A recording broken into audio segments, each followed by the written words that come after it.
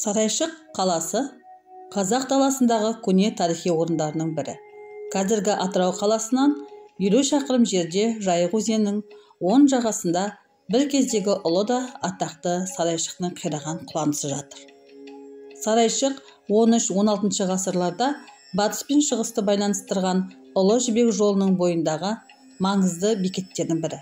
Хан ордасы болған орта ғасырлық қала. Сарайшықта сол заманғы шығыстың сәулет өнерінің озық үлгілерімен салынған ғимараттар көп болған. Дүниенің түкпір-түкпірінен керуенмен келген әртүрлі елдердің өкілдерін тамсандырған сәнді ғимараттар Алтын Орданың қалаларында аз болмаған. Кезінде орыс патшасы Юрий Долгорукий Мәскеудегі атақты Қызыл аланды салдырарда оның жоба үлгісін Сарайшықтың, ал Кремль қорғанының жоба үлгісін Бату сарайынан алыпты деп жобалаушылар да бар. 30 жылға таяу Алтын Орданы басқарған Бату қайтыс болып, інісі Берке таққа отырады. Беркенің орта ғасыр тарихында айтыла бермейтін ерекшелігі оның Сарайшықты Алтын Орда мұсылмандарының діни орталығы жасауы. Осылайша Сарайшық Алтын Орданың рухани астанасына айналды. Берке хан мемлекет қазынасынан әдейі қаржы бөлдіріп, мешіттер салдырды. Дәруіштерді, тіпті қайшыларды да тегін тамақтандыратын, жатқызатын орындар салуға, оның үздіксіз істеп тұруына мүмкіндік жасаған. Сарайшықта хан сарайы болып, бірнеше хан хандық құрған. Сарайшықтағы алтын қайық туралы әңгіме халық арасында кеңінен таралған. Сарайшықтың өркендеу кезеңі Алтын Орданы ханы Өзбектің ұлы Жәнібек ханның тұсына сәйкес келеді. Шоқанның өзге де тарихшылардың мәліметтерінде Жәнібек хан өз жанына ел сыйлаған билерді, шешендер мен жырауларды, халық қамын ойлаған жақсылар мен жайсаңдарды жинаған. Жәнібек хан керуеннен толассыз түсіп жатқан байлықты халықтың игілігіне, қаланы көркейте түсуге жұмсапты. Талайды тамсандырып, тандайын қақтырған Аққу көлін Жәнібек хан осы кезеңде салдырыпты. Жәнібек ханның сүйікті жалғыз қызы табиғатта тамашалауды өте жақсы көреді екен.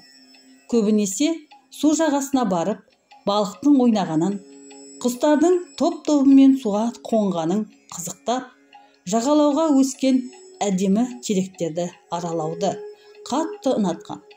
Осыны байқаған Жәнібек хан сүйікті қызына Сарайшықтың күнбатыс жағынан жасанды көл жасатып беріпті. Көлдің суын мезгіл-мезгіл ауыстырып тұрған. Көлдің суын ауыстырған сайын қайықпен жүріп көл бетіне секер сепкіздірген.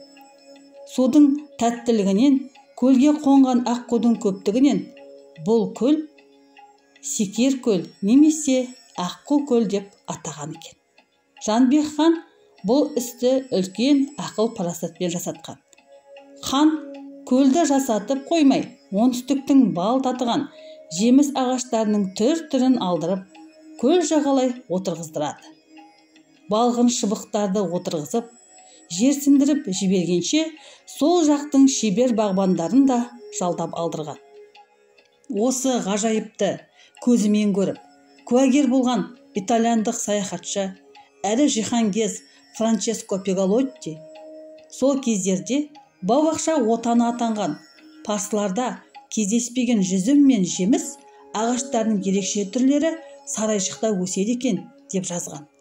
Оңтүстік елдерінің базарларында сатып алып жейтін, уылжып піскен, дәмі тіл үйіретін небір жемістің түрлерін Сарайшыққа келген шетелдік қонақтар атақты Аққу көлінің жағасында жеміс ағаштарының көлеңкесінде демалып, өз қолдарымен үзіп жегендерін елдеріне барғанда аңыз ғып айтып жүрген. Бұл пәнедегі Сарайшықтай жұмақты көру, Аққу көлінде сайрандау, сол кездегі бұны естіген әр адамның арманы болыпты. Жәнібек хан көл жағасына көп етіп мия ектірген.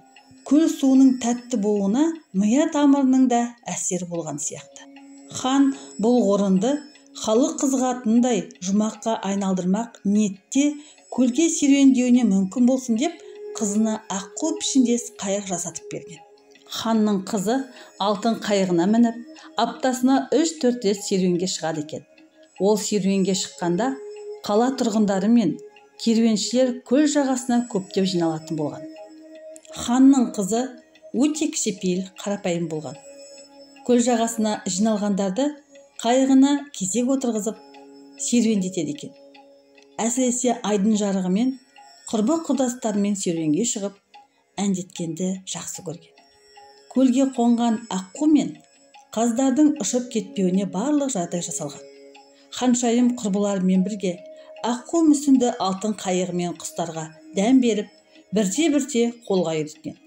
Көл маңында өздеріне қауіптің жоқтығына үйренген құс атаулы сарайшық аруларының алақанын қытықтап, бидайын жеп, жаз бойы аққу көлде еркін сайрандап, жан-жақтан келген керуеншілердің алдында қаланың сән-салтанатын арттыра түскен.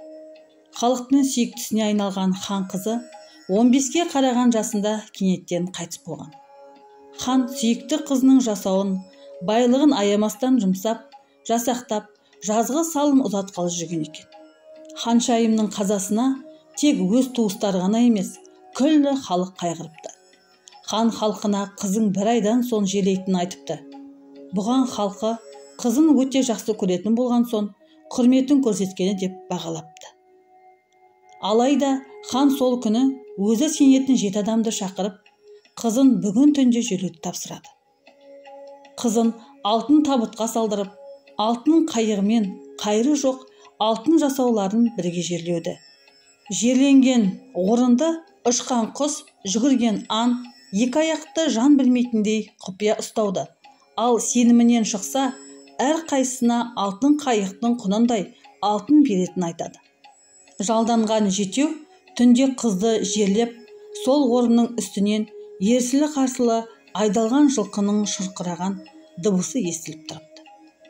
Ертеңгісін сарайға тапсырманың орындалғанын айтуға келген жетеудің сөзін тыңдап болғаннан кейін хан олардың басын шапқыздырады.